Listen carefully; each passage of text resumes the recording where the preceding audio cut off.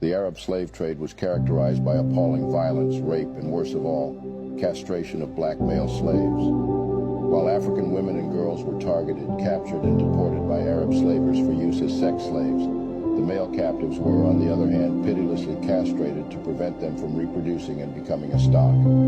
Castration of male slaves became a habit among slave traders due to the fact that they were in higher demand, stronger, noted to work faster and more efficiently, and were not a threat to slave masters and owners who feared that their wives, concubines, and female slaves would have affairs with them. The suffering inflicted on the victims of castration was profound, encompassing physical and psychological trauma. Castration was done to boys between the ages of 9 and 12, as it was believed that they survived the process more than an adult or adolescent.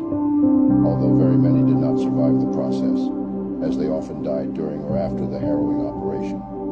Whites died more, so slavers concentrated more on blacks. This was the darkest chapter in history that highlights the extent to which humans were dehumanized and exploited for gain. Here's a more detailed insight into this practice. 1. Economic factors. One of the primary reasons for castrating male captives was economic. The exporting countries had good economic incentives to castrate male slaves before they were shipped off. In the medieval slaving industry that was designed for exporting Slavic prisoners of war to the Arab world, castrating the slaves was an integral part of the process. Castration was then performed in the famous castration houses in Venice. Eunuchs, or castrated male slaves, were highly sought after due to their perceived trustworthiness and reliability.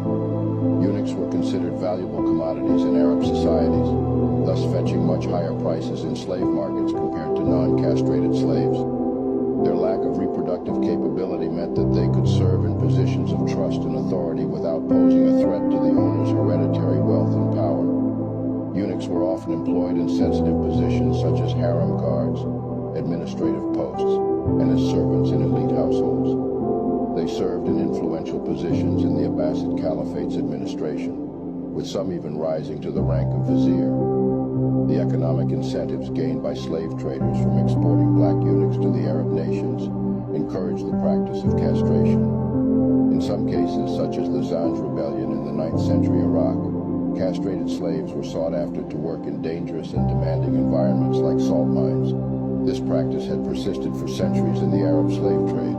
As late as 1903, there were still 194 African eunuchs in service to the Ottoman ruling family. 2. Control and domination. Castration was employed by Arab slavers as a means of exerting control and dominance over their male captives.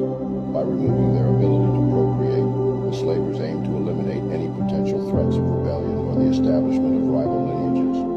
Additionally, castration was intended to ensure that these slaves would remain solely devoted to their master's demands, without the distractions of family or personal attachments. 3. Social dislocation. Enslaved males who were castrated were forcibly removed from their communities and families. This social dislocation had far-reaching consequences as it disrupted the social fabric of African societies and led to imbalanced gender ratios. In regions where castration was prevalent, such as East Africa and the Sudan, entire villages were affected as young men were captured and subjected to this brutal practice. Many eunuchs who served in the harem of the Topkapi Palace in Istanbul remained in servitude for life, isolated from their African roots. Their roles as loyal servants or guards sometimes meant they were isolated from their own cultural backgrounds and communities for life. Young boys were captured and castrated so that when they grew up, they could serve as eunuchs in harems. This slave ship was photographed in 1896. This large group of young boys may have been destined for castration to serve as eunuchs. The slaves in the photograph were headed to a Muslim country well after the American Civil War. In fact, slavery in the United States was a good bit more humane than slavery in the Arab world. It was bloody for Africans, bloody beyond words. In some cases, African societies would engage in castration as a preemptive measure to protect their youth from being captured and castrated by Arab slave traders. This reflects the deep fear and trauma associated with this practice. 4. Psychological and physical trauma. Castration was itself a traumatic experience, both physically and psychologically, for those subjected to it.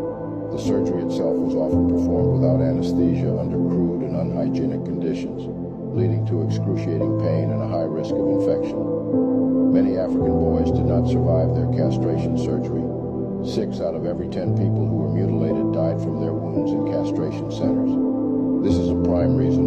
not many communities of blacks living in the non-African Muslim world today, despite the millions of black African slaves who were sold into the Muslim world. Castration led to hormonal imbalances on survivors, affecting the physical development and health of victims.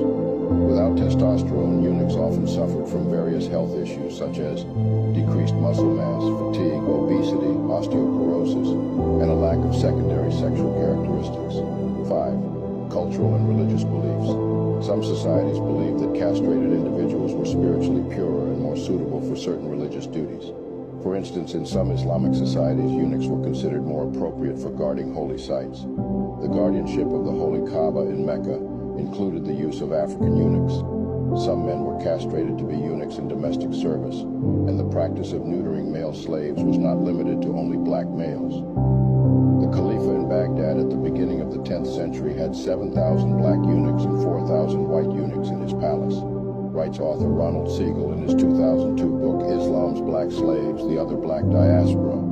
In the Arab world, demand for castrated slaves was so high that even with the appalling death rate from the procedure, it was still profitable, which explains why there is no large African diaspora community in Arab countries. Castrated men don't father children. The Arab slave trade had a tragic impact on the evolution of African societies. Some areas were completely devastated and depopulated. Welsh explorer Henry Morton Stanley, from 1841 to 1904, was a horrified witness of this traffic. He wrote that after the depredations of the Arab traffickers, the black blood flows toward the north. The equator smells corpses.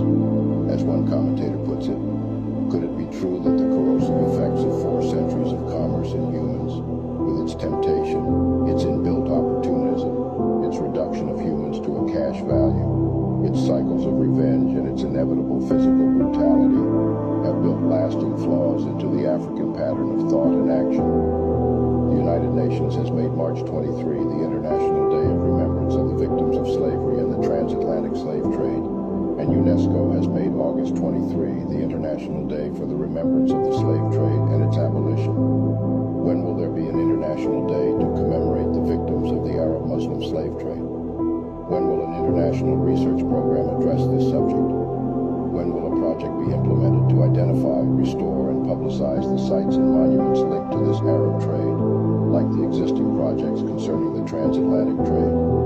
When will educational material be produced and cultural and artistic programs conducted to raise awareness of this criminal activity? When will a museum on the Arab-Muslim slave trade be established? This